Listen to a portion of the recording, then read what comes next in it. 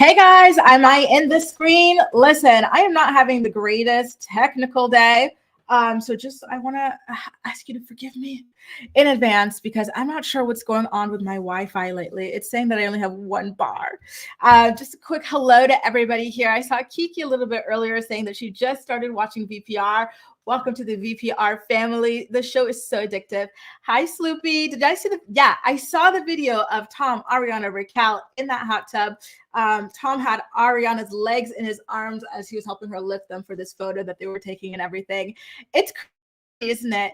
You know, here's my thing. You guys, you have to have really strong boundaries when it comes to your relationship. Like, things like that don't pass for me. I don't like people getting too comfortable around my man, okay? So I hope that this is a learning lesson for Ariana moving forward, because even like when Ali was saying, listen, I've got a photo of this, by the way, you guys. Ali, in this episode of the show, good morning, Jerica. I hope everyone's doing well. You know, it's so funny hearing good morning because for me, it's like 5 p.m. I just went and I walked this dog for like an hour, which I'll get to in a bit. So Allie is sounding the alarm. She is our whistleblower. The Edward Snowden of Vanderpump Rules is saying, listen, something feels off. I saw Tom Sandoval and Raquel Leviss dancing together all alone at a club at 1 o'clock in the morning. And everyone's like, huh, like they're just friends, right? Like they're best friends. And I'm like, this is why you need to have these boundaries, because people just feel comfortable and they no longer have the common sense to think it's strange that a man in a 9-year relationship is at a club doing this, thrusting it with a random other woman. Like come on now, moving forward. Hi, Paris. Nice to see you. Breakfast. What time? Are you guys East Coasters or West Coasters? Because, okay, now I'm thinking, okay, East Coast, it's 11 a.m. West Coast, it's 8 a.m. Jasmine's here. Whoop, whoop, in the building. Okay, so I'm seeing now, thank you, by the way, for the confirmation, Jazz. I'm seeing that my thing is saying that I'm a little bit stronger. I've got 2 bars instead of the one that I started off with. So I'm really happy about that. Guys, listen, as usual, I have to ask you how you would rate the episode on a scale from 1 to 10. I'm going to have to give the episode personally a good old solid 9. I thought it was juicy, but I do have to say towards the end, again, my sneaking suspicion that the Scandoval is fake came up.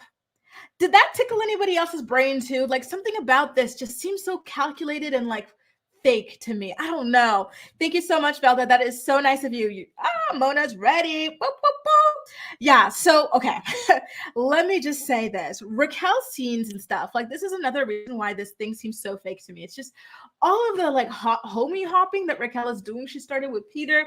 She went to Schwartz. Then she went to Oliver, and now we're hearing that Sandoval was in the background this whole time. It all just seems so messy.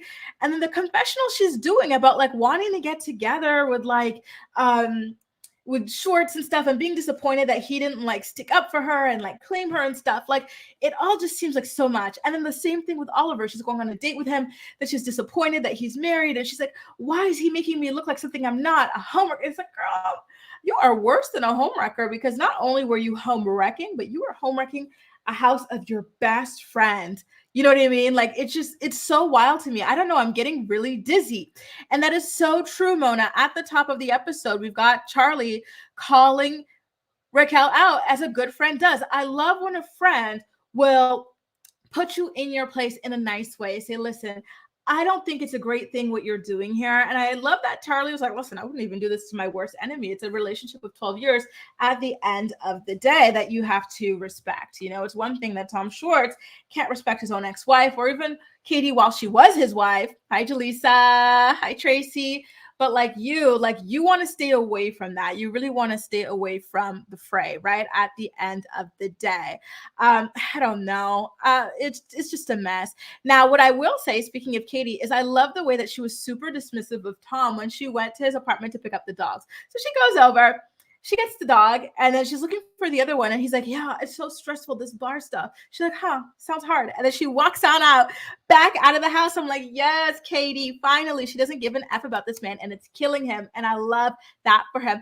I got to be careful because Mr. Rogers is going to come in here. Mr. Rogers loves to come in here. I love Mr. Rogers because we're on completely different like sides of the spectrum when it comes to Tom Schwartz. And he's going to drag me for teasing Tom Schwartz. So that's going to be quite funny a little bit later. And of course, Jaleesa Jaleesa. I'm so happy that like more of you guys are tuning into the show and whatnot. I used to cover it at the very beginning, then it got boring, so I stopped. So it's really nice to be back. Happy anniversary, Jaleesa. You got yourself a good one. If you guys could be over there watching these shows together, I love that. So, mind you, Tom Schwartz is super duper upset that Katie did not spend more time with him in the apartment or anything like that. She just got in and got out. And obviously it's because he disrespected her when he went against their rules, because this is not something that Katie decided for herself. The two of them decided on this as a rule together, and he went behind her back. He's trying to make her look like a bad person. She's like, you know what? At this point, you do not deserve my friendship. And I'm like, good, it's true. He does not deserve your friendship. So GTFO at this point. And I love that she finally does that. So what does Schwartz do? He's upset. Katie's no longer under his thumb. By the way, I told you something about a dog, you guys. Let me get a picture of this dog. And so, yeah, like he calls up Tom Schwartz, Tom Sandoval, his true soulmate. So Tom Sandoval is doing his little confessional about the bar and stuff. And so he gets a call, and it's Schwartz, and he tells the producers, oh my God, I'm just getting like this phone call from Tom Schwartz. Like, should I answer it or whatever? And then they say, yeah, sure, of course. Like, we want the tea on what's going on with that man. And so on the phone, do you guys see this? This is the dog. So if you guys remember, if you guys are OGs to my channel, you know, when I was in Canada, I used to foster dogs and stuff like that because I love dogs, but I can't have one full time. I don't know. I would like to have someone to help me with that, but not do it myself. So I'd foster them. And then here, I can't find a foster program. So I signed up for this app called Rover, where you can like watch dogs in your house. And I like it. It just gives me a morale boost. It helps me get out of the house to go walk them, because I only leave my house to see my friends or to see my lover or whatever, or to run errands. But I want to leave the house more regularly. So I'm like watching dogs. One dog at a time in my apartment during the day these days. And I love it. We had so much fun going on our little walk. So anyway, Tom Sandoval, he's like, oh my God, dude, like, wow, that's crazy. And Schwartz is like, well, yeah, I don't know like what I did. Like I did nothing wrong, blah, blah. And it's like, oh, come on now. Really, dude, really, like, I don't know. I really did not like the way that he didn't take responsibility. But again, it was far for the course. And Tracy, this is a great question. Katie and Tom are still officially married on paper. So why is she acting any different with the Oliver situation? I think it's because at this point, Katie and Tom do not bang anymore. They don't live in the same house or anything like that. But with the Oliver thing, he really led them to believe that he was full-blown separated, right? The way that Katie and Tom at least are. And it turns out that he went back to his wife after making out with Raquel, and he thrusted it. Oh my God, shame on him. Honestly, I want to be real with you guys. Please don't kill me, but like, I don't see what's so attractive about Oliver. Are you guys attracted to him? I just don't see it. I look at him and I'm like, I don't see it. Oh Lord, this dog just farted. Oh, it smells like boiled eggs. Oh my God, girl. Yeah, I don't see it with him. To me, he's not that attractive. And I think it's because I don't like a lot of tattooage, especially in the neck and in the face and stuff. but these girls, they swear that he is the second coming of Christ. And I just do not understand it. I can't see it. And then now hearing about the way that he treats like his wife and whatnot, and not even just his wife, but other women as well. Come on, man. Come on, dude. Like, geez. Hannah, that would have been even better if Raquel and Ariana, but Raquel has never really said she's bi or anything like that. But if she were, like, if the two of them as like besties got together, that would, or even Lala, you know, that would have been better than this whole like Tom situation. You know what I mean? Like, geez. And by the way, I'm seeing a lot of you guys are rating this episode super highly. So I'm happy to see that. Okay, so let's get into this. The Toms, they come back from the wedding, right? It was in Mexico and whatnot. And see, listen, I think it's stage 2. There's something about it that I'm not buying. It's all far too convenient. So the Toms were at Sheena's wedding in Mexico, okay? And when they come back to their restaurant, finally, they find out some bad news. And I don't know if it's like this Brett guy who's working with them being a perfectionist, or if it's them just not caring enough about things, right? So they're like, oh, the booth guy quit while we were away. And then they also find out that they had to fire the kitchen manager. And I'm like, okay, dude, like, it sounds like a lot of stuff has been slipping through the cracks. Like, why are these things happening like this for you guys? Like, you guys should have a tighter operation at this point, because It's almost time to open. You're complaining about not being able to open, but your people are not even like up to date, like in terms of being like at this place where they can handle an opening. Apparently, the restaurant manager was not like up to par. And the thing is that the Toms allegedly knew it, but then they decided that they wanted to just go ahead and hire this person anyway. And I'm like, okay, well, look at what that happened. Look what like that costs you in the long run. Now close to opening, you got to try and find somebody at the very last minute. Can you guys remind me of what that guy's name is? It's been a while since we have Jason on the show. I was talking to him the other day. He just had like a dental operation, so he's not able to be here for the time being. I think he'll be here next week or the week after that. But the guy always reminds me of him. The guy, like, he's got like, he doesn't remind me of Jason. Sorry. He reminds me of Jason's husband, Up and Adam. Every time I see him, I'm like, Adam? I think it's not Brett. I don't know what his name is or whatever, but like, yeah, like I always see him and think of Adam. So that guy and Tom Sandoval start kind of like yelling at each other. Well, it's mainly Sandoval. He's freaking out right now. He's like, all this money down the drain, all these people leaving. Like, what's happening? Are we ever going to open? I think that you guys are more in like the perfectionist game. And I just want to get this thing open. We can sell potato chips. We can sell French fries. Just open the doors. And it got really tense, you guys. You could see like the panic in Tom Sandoval. By the way, hi, Jamila. Hi, everybody. Thanks for being here. I always forget it's morning for you guys. So good morning, everybody. Yeah, like it's just so much going on. And I do have to say, I do have to give Tom Schwartz a compliment because he managed to diffuse that situation with like a silly little comment. And then after the guys agreed to just go ahead and take shots. And I'm like, see, all's well that ends well, you know, like take a deep breath and this will be fine. Meanwhile, over at Tom Sandoval's house, Katie Maloney heads over to make some sandwiches with Tom's long-suffering girlfriend, Ariana Madix, in preparation for the opening of their sandwich shop, right? And so they're just out there, they're pulling out their bread, they're pulling out the cheese, they've got their sausages, not sausages, their sauces, they've got like their vegetables and stuff, and they're just coming up with things. And so Sandoval seems happy for them. He's like, listen, I'm jealous that their rent doesn't cost as much as mine. Like their place is so much smaller and everything. So it seems like really like nice and easy. They don't have to deal with a business partner and stuff. And I'm like, I don't know why he keeps throwing Brett under the bus. Can I ask you guys, do you think that the lack of opening for this restaurant right now, the delayed opening, is Brett's fault? Or do you think it's the boys' fault? Or do you think it's like a shared collective thing? Because to me, it's sounding like with all that huffing and puffing, they're not doing things behind the scenes. Schwartz has already complained that Sandoval would rather go play karaoke, go sing karaoke every day of the week than to focus on restaurant stuff. We're hearing that they didn't give like a bar menu. They didn't give all of these things that were necessary for opening. So I don't understand why they want this guy to magically open the doors to a restaurant that is not yet ready to be open. You know what I mean? I think that this is a majority them kind of problem than a Brett problem. And they want to use him as their scapegoat. And I don't really love that, to be honest with you. But I digress. So at this point, we're still in Sandoval and Ariana's house. Katie and Ariana are making their little sandwiches. And, you know, again, they're talking about the problems between Katie and Schwartz. Sandoval is offended that Katie would be upset by Tom Schwartz's backstabbing actions. I'm like, dude, like, please come off it. Like, you know exactly what the problem is. You're playing dumb and it's really annoying. And then he accuses, oh, this is where things get really rough. And I really do want to know what you guys think about it. So at this point, we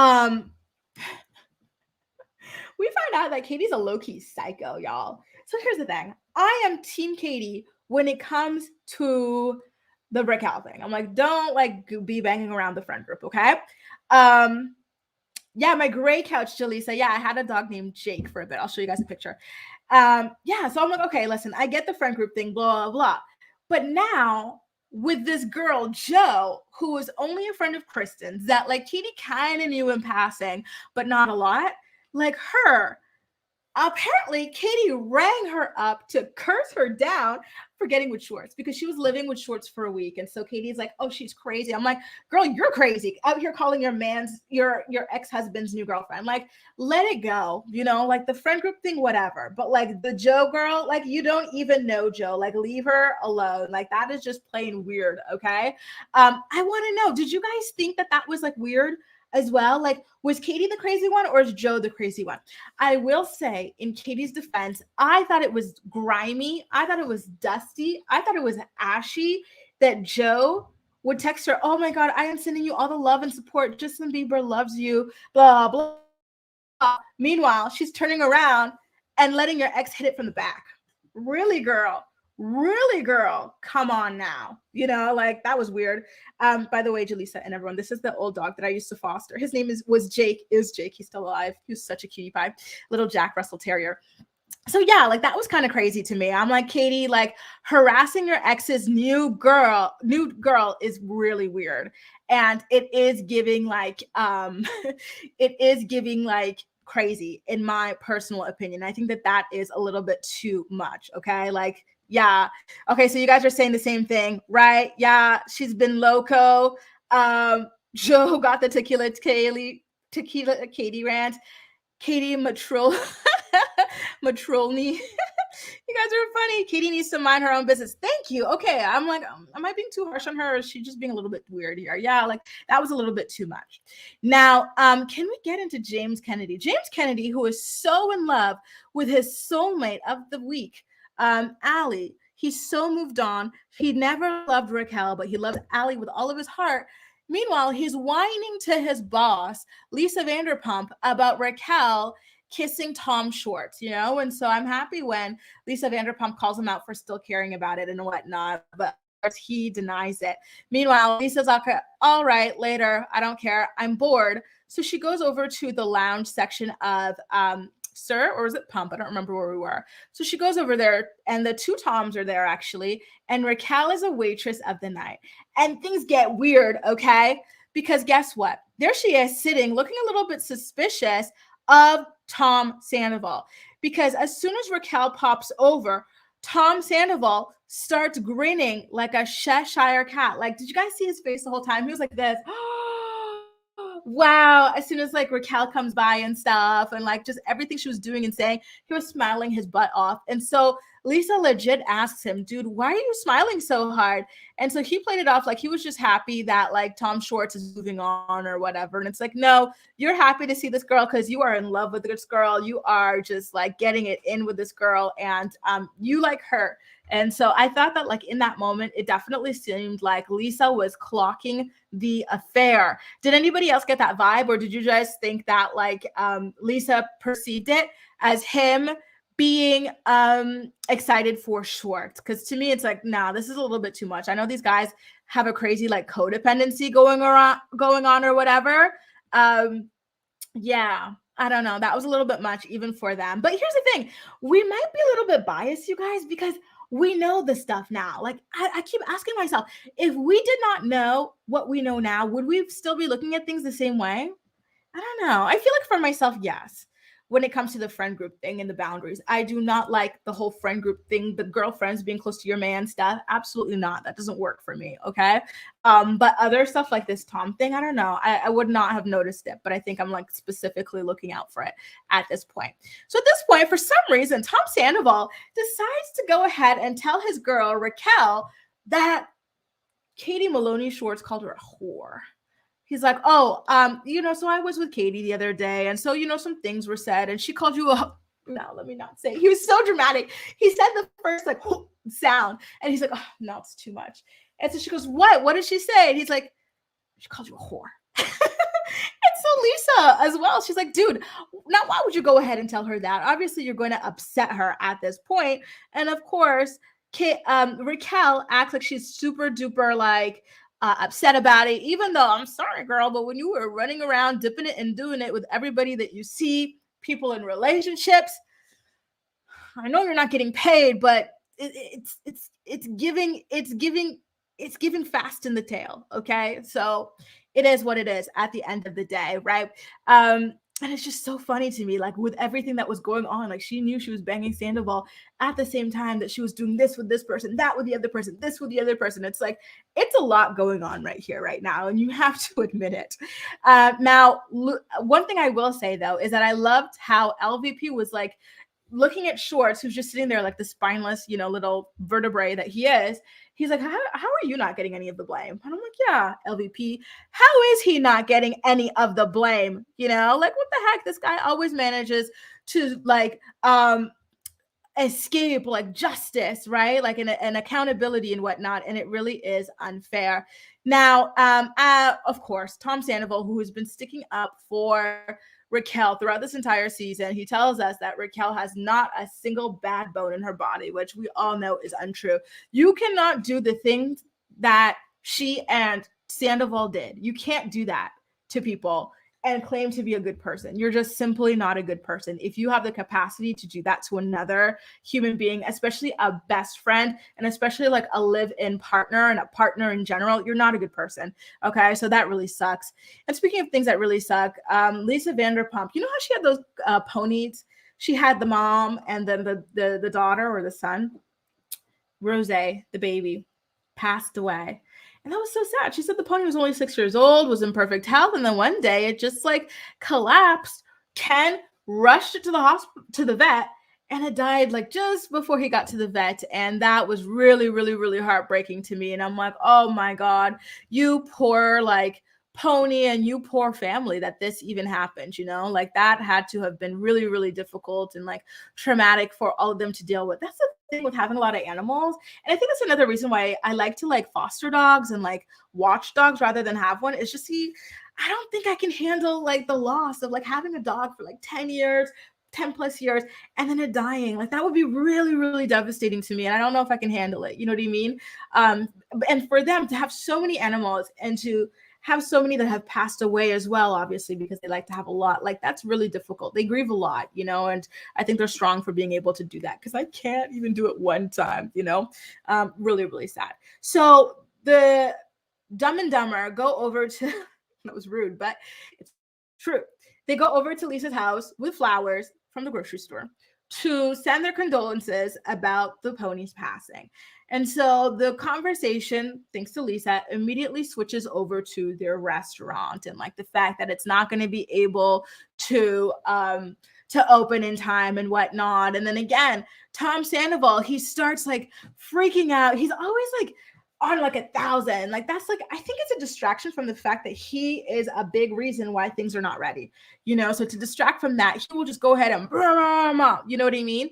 And I love that Schwartz actually called it out. This time he's like, you know what?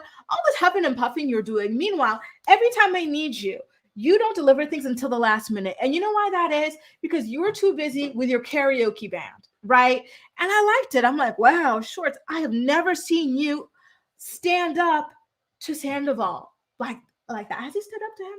I haven't seen it. And so I was really proud of him from being able to do it and call it out. And of course, Sandoval denied it all, but it's true. And he said, not only is Sandoval spending all his time singing karaoke cover songs, he's also at the salon getting his nails done. Someone needs to go ahead and buy that man a UV nail lamp for his house because he does basic manicures just like I do basic manicures. And I have gel lamps. I've got two actually at my house. They're so cheap. They're like $20 on Amazon. Get that for your house and one for the restaurant. So when you go to the restaurant, you order people around while you're doing your nails. And so Sandoval, thank you, Casey, Diamonds and Rosé. So smart because of her Housewives tagline and everything. Life's not all diamonds and rosé, but it should be. So he should be able to do these things at the same time, but he doesn't. And also he says, okay, I'm not going to be walking around with chipped nails. And I'm like, oh God, yeah, well, you'd rather like have your house foreclosed on. You'd rather lose your restaurant. You would rather lose your parents' retirement and everything, I guess, because what the actual hell, you know what I mean? Like, does he even have to wear nail polish? I don't think so. I always have this like conspiracy theory that these men who try to be so like progressive and like whatnot with like nail polish and just the way they dress can sometimes be the most toxic, and they try to hide it like that. For example, that guy who was in Creed 3, Jonathan Majors, who was like dressing a little different and he was trying to represent like alternative soft masculinity and whatnot. Now look what happened to him, right? Dropped by every representative, every film, because he allegedly got physical with his girlfriend. And not only that, but if you guys read Variety magazine today, what did they say? They said that there are a couple other alleged victims that are about to come forward as well. don't let the nail polish fool you. Don't let the pink fool you. These men, sometimes they be doing it to trick you. Okay. So that's just that on that from me. But I digress. So now, by the way, Schwartz did take his own like responsibility for the part that he played in the restaurant not being able to open yet. And I'm glad again that he said that, like, listen, like, why are you yelling for him to open the doors when we're not ready? I'm like, okay, thank you for saying that. You know what I mean? Good. So can we get into this conversation between Sandoval and Ariana about their embryos? Hang on, I'm going to turn on the light behind me because it's too dark. So they get into the embryo situation, and this has been a situation that has been ongoing since a couple of years now. I want to say since 2019 or 2020. We found out that Ariana went ahead and got her eggs. She got them like whatever you call that. What do you call that? Harvested. She got her eggs harvested. And so she had been asking this man who wanted kids and whatnot to go ahead and give his sperm so that they could be fertilized and everything. And so she said that he didn't want to go ahead and do that.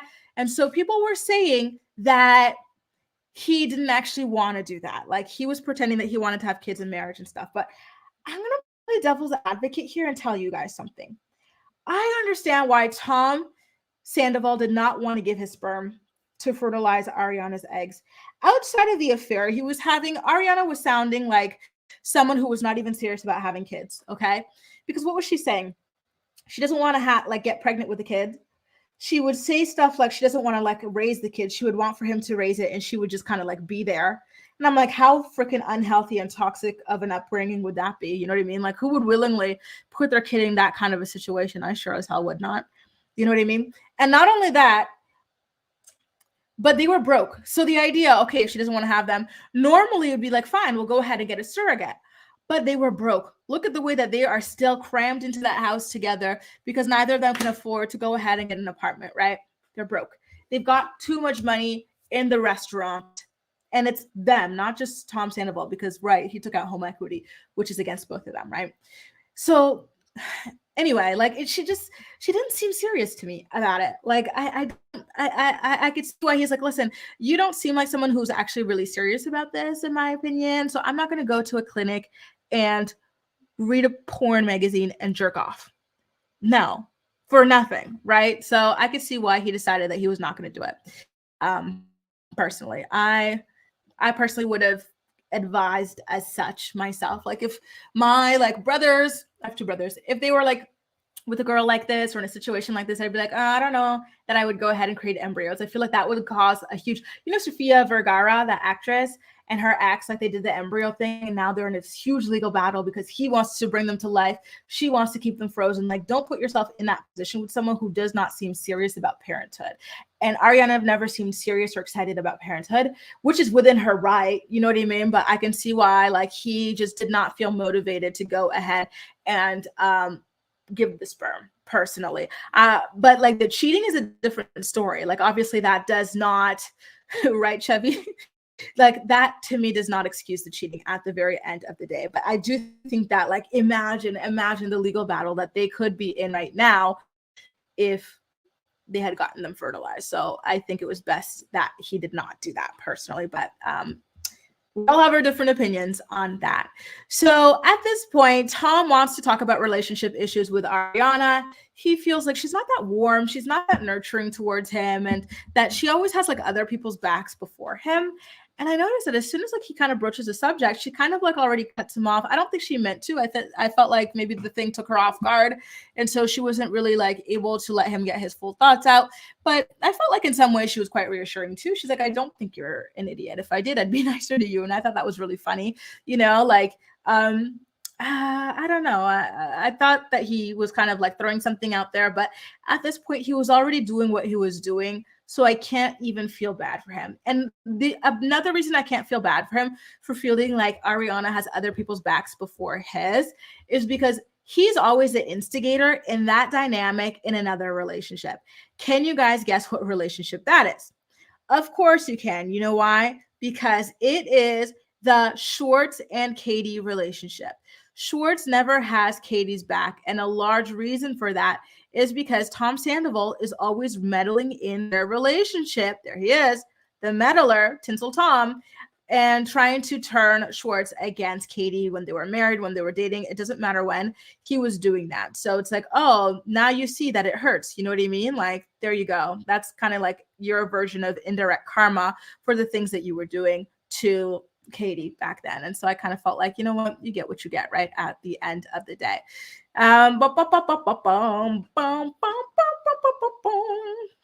Yeah, I noticed that he was like kind of like keeping a lot behind the vest. I wonder if it's the fans or if it's the fact that the reunion is going to air in a couple of weeks and he can't say too much.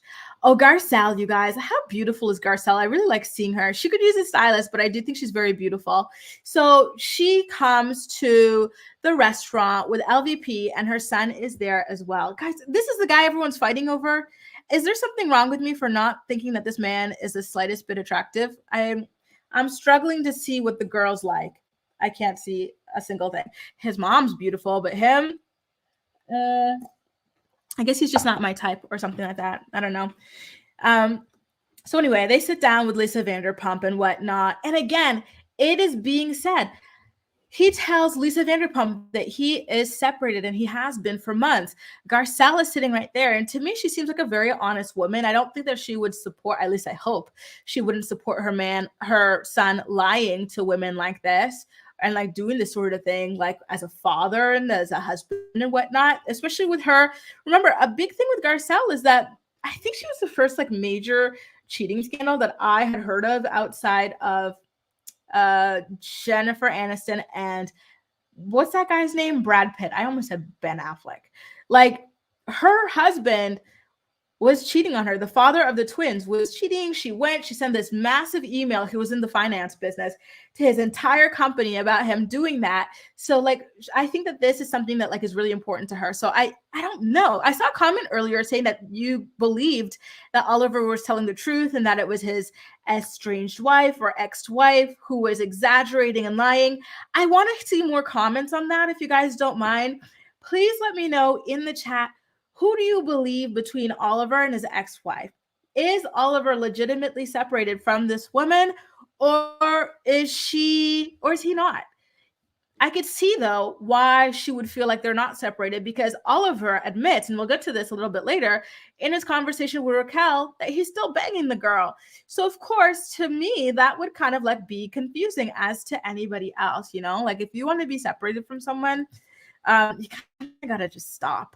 It's not fair to kind of like dip in and out on people. I think that like you kind of got to like stop like the physical intimacy at the least and just focus on co-parenting.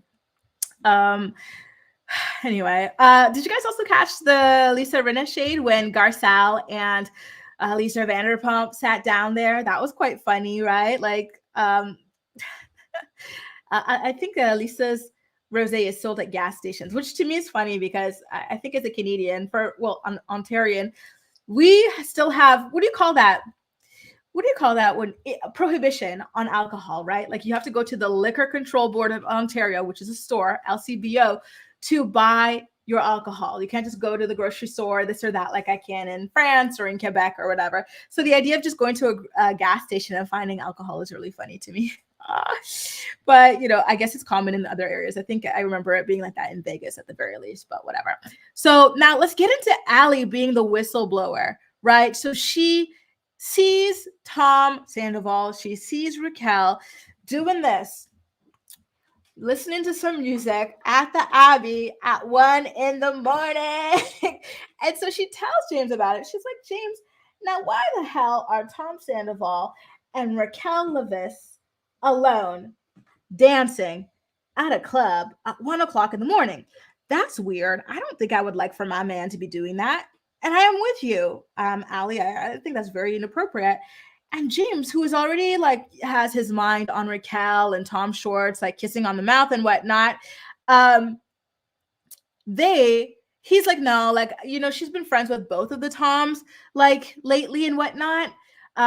So like, I wouldn't look too much into it. And I'm like, James, I see why he said that, right? With the Schwartz thing, like no one would think that she would get with both best friends, because that's kind of weird, right? It's kind of gross. And it's kind of like, it's not c'est mal vu. It's not looked upon well. You know what I mean? So I get why he said that. But little did they know, right? That was crazy to me. Do you think his mom would know? Oliver's mom. He's with his mom when he talks about Raquel. That's the thing. I felt like typically, like when you've got like relationship stuff, like if you've got a close relationship with your parents the way he seems to with Garcelle, she would know. I would think. I don't see Garcelle like, I just can't picture her like supporting that. You know what I mean? I can't.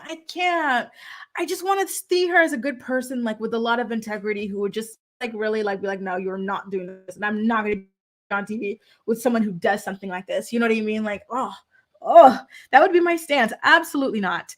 I believe his wife. He's moving strangely. Plus, he did this interview where he sounded like a cheater. Me too, bunny chic. Me too. It's just so gross that he would lie to everybody. Why are people like that? Why do we have people like that in the world? It's really unfair, right? Jeez. Oh, sorry, Casey. I believe Samantha. By sleeping with her, he was leading her on. Absolutely. And by the way, I don't believe he's got his own apartment. I just can't believe it. Because he would still have to pay for his kid. How many kids does he have with Samantha? 1 or 2? You know, and then like he's working as a waiter full time. So I can't see him doing that right now. I can't. Lala would sleep. Oh yeah, by the way, that's the thing. If someone's got money, that is Lala's type. But these days, what's her type? It's young, tatted up black man. It's that guy with the name, I forgot his name, Ladom or something like that. Then she's got Oliver, and then there was another guy. Like, yeah, her type changes depending on the tax bracket, I guess. Sonia, me too. There's something that seems to be a little bit off about it. I can't. Anyway, who else was told? Oh, so Allie says that she also told Lala about the Abbey, and Lala has been saying it for a while, you guys. Like Lala has been saying it on the podcast and whatnot, and so yeah, it is what it is. And Bunny, I agree. I think that Oliver is thirsty for a spot on the show, and he doesn't mind being a bad person in order to get it, and that makes me sad for him. I think that your reputation and your integrity is everything, and karma is very much real. So don't do this type of stuff, you guys. In Oliver's mind, they were separated. Yeah, but he wasn't only communicating ineffectively, Prairie Flower. He was physically behaving in a very ineffective way that is not conducive to getting the message across that you've separated from someone, you know, like can't be banging and separated, in my opinion. It's just, I don't know, like it's just too much emotion going on there. By the way, you guys, if it seems rushed, it's because my doggy is getting picked up in 20 minutes. So I gotta wrap it up before her mama comes. Her name's Teva, by the way, Teva, and she'll be back again tomorrow. So here's the thing. Raquel is talking about this, by the way, with Sheena, and she decides to go ahead and call the wife because the wife had DM'd her or something like that. And so she decides to go ahead and call the wife and whatnot, apologize. We didn't get to hear the wife's voice, which surprises me. Do you think the wife was actually on the phone? Because I felt like when you were like, you know what I mean? Like dogged out on that level, you want to have your voice heard. I would be drinking cough syrup, you know, some nice ginger tea, just to make sure my voice is really smooth so I could curse his ass out on TV. You know what I mean? I would not miss that opportunity. So the idea that like you cannot hear her at all was quite odd to me. I'm like, girl, come give us the passion. Even come meet up with Raquel just to give us some real, you know what I mean? Like whatever for that scene. So yeah, like the wife tells Raquel that he still lives with her. He banged her the same night that he came home from being with Raquel. When Raquel confronts Oliver about this a little bit later, he claims he didn't do it that night with his wife, but a couple nights later. I'm going to say something that might upset some of you guys. If you're into like marrying separated men, I don't know why people get themselves in that situation in the first place. To me, like, if you're not divorced, you're married to me. Okay. Even if you've got your separate lives, so long as that thing is not signed in this and that, I want nothing to do with it, okay? Because it's just too messy. I will tell you this. I know somebody, I'm not going to give too much detail, who's dating a separated man. Oh, Grace, why are you saying this? Okay? For the past year, and the man still has not divorced his wife. And this person has only been to this man's house once, maybe twice. Why do people put themselves in that position? You know what I mean? Like, I do not understand it. I'm sorry, you guys, but I think people should stay away from these separated men. It's just too messy. Men lie so much, even when they're not married. So why would you deal with one who's married and claiming to be divorced? You know what I mean? Like, no, that's just no, absolutely not. No, I don't. I don't like it. This is, what can happen when you deal with these kinds of situations or whatever. Now, Lala, as always, is trying to make the situation about herself. So she's like, oh, like this reminds me of Randall when he was caught with those girls. Like, remember it was on Instagram and stuff and I had to leave him and whatnot. Like, girl, no, it's not. No, it absolutely is not. Okay. Because first of all, he was going to like have a threesome somehow with those like two chicks or whatever. And they're not public figures and what, like, it's just, I don't know. I don't think it relates. I think Lala just keeps wanting to like have this like kind of redemption arc and whatnot by like inserting the Randall thing everywhere. And it's just not working. It's not hitting for me. I'm sorry, because everybody around Lala told her as soon as she started dating that man was freaking married. Katie said that she was friends with the wife and the wife told her they were still married, and Lala still went ahead. So she can't sit there and be like, oh, I was just like Raquel. The guy told me he was separated. Everyone told me he was separated. No, it's not true, because at least Raquel went ahead and called up the wife to hear from her herself. You didn't do that, Lala. What did you do? You insulted the wife, talking about, at least I know how to keep a man. Well, where is he now? Someone else is eating his booty for a ride on the private jet. Someone else is eating his booty for some $300 Gucci slides. The way that girl would go on TV and brag about doing that stuff to that man for those things. And she doesn't understand why people think she's a WHORE. I'm sorry, girl, but the way you were telling on yourself, talking about the things you were doing for like some material things or some private jet rides was quite shocking. Like, I would just be sitting there in horror, like, yo, she's so young, right? How old is she? Like 24? Like, she's gonna regret saying that stuff. She really thinks it sounds cool. $300 plastic sandals has you doing that? Girl, imagine what she will do for a Cartier bracelet, right? Like, Jesus. So anyway, Raquel tells Oliver's wife on the phone that she is going to confront Oliver about everything when he's him at dinner. And I'm like, okay. Now, that was really nice that you said that. And I wonder if she went ahead and called like the wife afterwards to kind of like debrief on what went down with Oliver, because I thought that was quite interesting. That could have been like a nice like little bonding moment and like girl power moment. Now Lala, no, I'm sorry, not Lala. It's Lala's birthday party, right? She's turning 31, I want to say. And she, by the way, she looked really beautiful at her birthday. I like this outfit she had. She kind of, I don't want to get fake boobs. I think mine are cute. And I hear that like sometimes like implants can cause like, illnesses or like try to be rejected from the body. And then you have to change them every 10 years. It's a bit too risky for me in terms of plastic surgery. But Lala's, they almost make me want to go ahead and just say F it and do it. Like, they look so good, so high profile. So she's celebrating her birthday, and guess who comes with her new man? Well, her F buddy, Katie, because up until this point, she did not want to bring her F buddy around because she wanted to respect trifling ass Tom Schwartz. But now that Tom Schwartz has made out with Raquel, she's like, F you. You know what? I'm going to go ahead and start bringing my man around.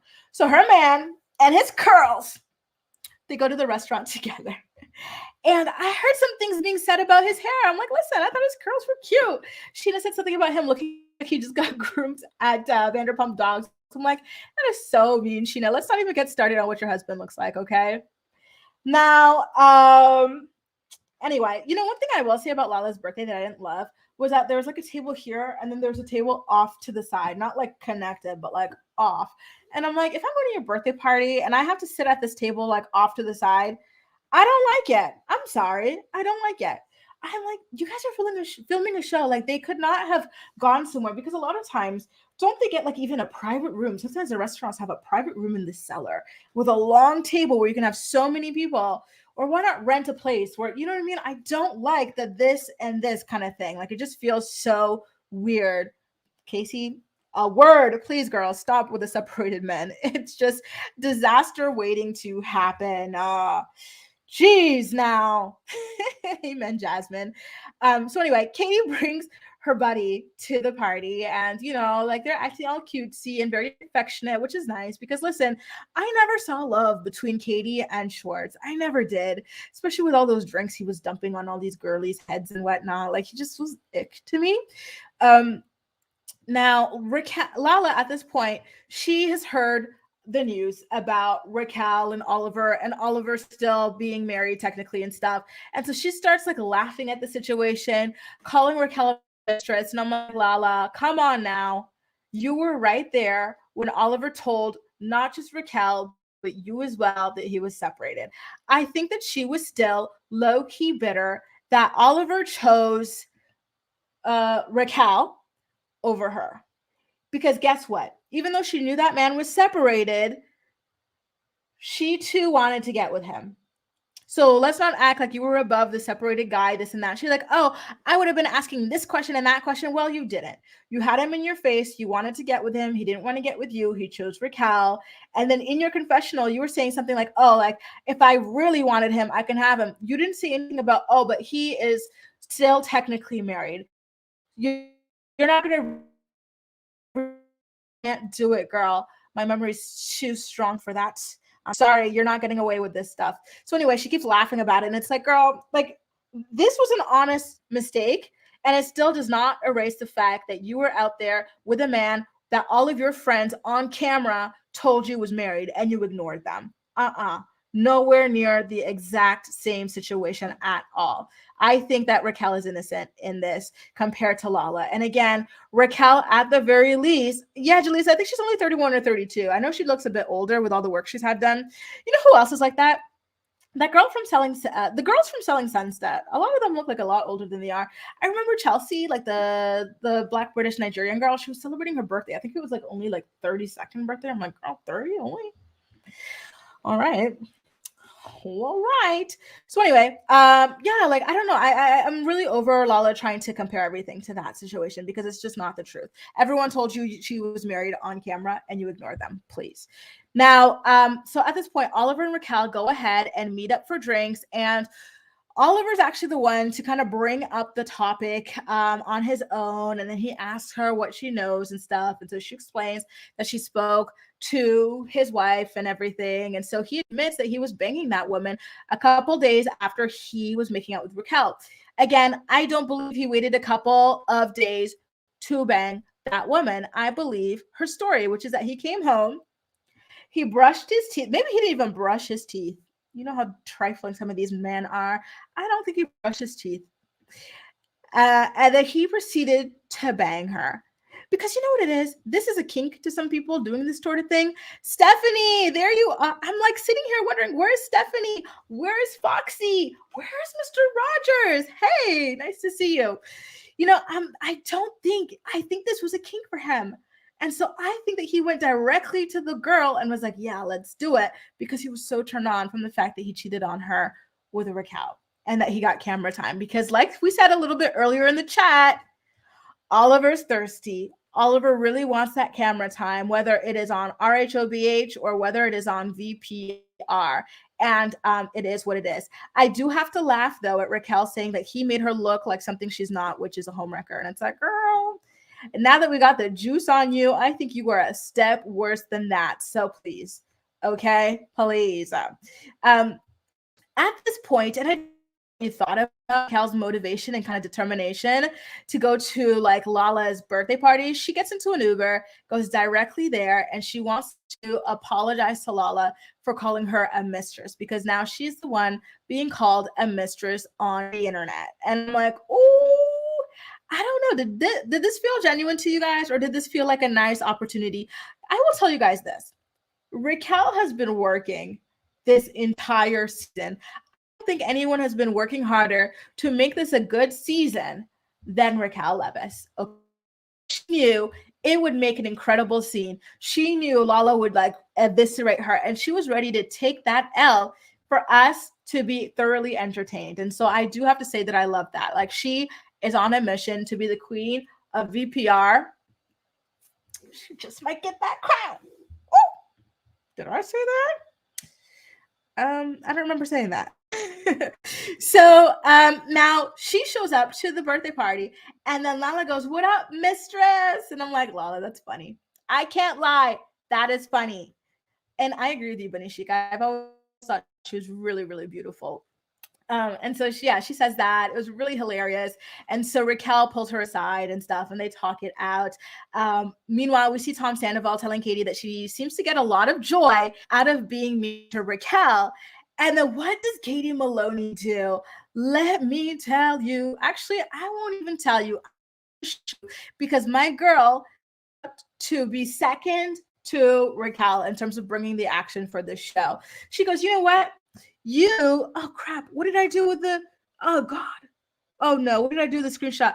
She tells him, I'm going to pull up this, that he seems to get a lot of joy out of Raquel. And I'm like, oh, that is absolutely hilarious. And then that screenshot that you're seeing there about like being like, oh, you go to like the Abbey at 1 a.m. together. She really got him together. And then after that, she goes ahead and she sips a sip of her cocktail while looking at him like, something, try me. And of course, all Tom Sandoval could do, the cheater, is just, what are you even talking about? Right? Like he was so pissed that he was caught red. I love this photo. He was caught red-handed. I loved it. Absolutely loved it. Ate and left no crumbs when it comes to Tom Sandoval, and I loved it. I will say, when it comes to Raquel and Lala's confrontation, I thought it was great that Raquel went ahead and apologized for her mistress comment. She's like, okay, now I see how easy it is for like for men to like manipulate you and this and that, because that's what happened to me. And now I can see how this could be something that like happened to you as well. And so I thought it was quite like heartfelt. It was an apology, and she didn't even have to do it, because listen, she could still fall prey to this while still believing that Lala went into her situation eyes wide shut, right? But she just apologized, and I thought that was sweet. And then Lala accepted the apology, and she's like, don't ever let anyone call you a mistress, which was obviously an ode to the amount of times that Raquel has called her a mistress this season. It was so crazy, you guys. I gotta say, how crazy to leave the episode off on that note. Don't ever let anyone call you a mistress. This whole time, the girl was a step further than a mistress, right? Not only was she a mistress, she was backstabbing her own friend. And that's why I'm like, I don't know, just a little bit too on the nose. Does that seem like that to you guys? I don't know. Something about it just seems a little bit like planned almost. I'm not sure. Do you think Tom S was lying to Raquel about breaking up with Ariana? No, absolutely not, because they kept showing up places together and whatnot. And here's the thing. If you were friends with Ariana the way you're friends, like when you say to your best friend, like, what do you expect for your best friend to tell you that their boyfriend of 9 years broke up with them? Right? Like, there's no way she would not have known that her friend didn't get dumped, because Ariana would have went to her, would have went to Sheena and been like, oh my God, guys, I need your support. This guy just broke up with me and I can't believe it. But the fact that over 7 months, she never once heard that from her friend, to me is enough to be like, oh, okay. It didn't happen, right? But I digress. Anyway, you guys, Teva's mom is almost here, so I gotta wrap this up and wait for her to give me a call. I'm gonna see if she can like pop up here. She's like just lying down for a bit. Teva, yeah, that's good too. That's all. I'm gonna see if I can like lift her up, because someone's like, can I see Teva? Yeah. Can you see my Yeah. Est-ce que tu veux monter? Yeah. No, she doesn't want to come up. Oh, she's so cute. She wants to play with me. Okay, I'm gonna play with her for a bit before her mom comes. But you guys, this is another really fun recap. If you enjoyed it, please give it a thumbs up. Yeah, or a wag, a full body wag. And I'll catch you next week. Same time next week, every Thursday, 11 a.m. Eastern Standard Time. Take care, you guys. Bye. Let me put that music on.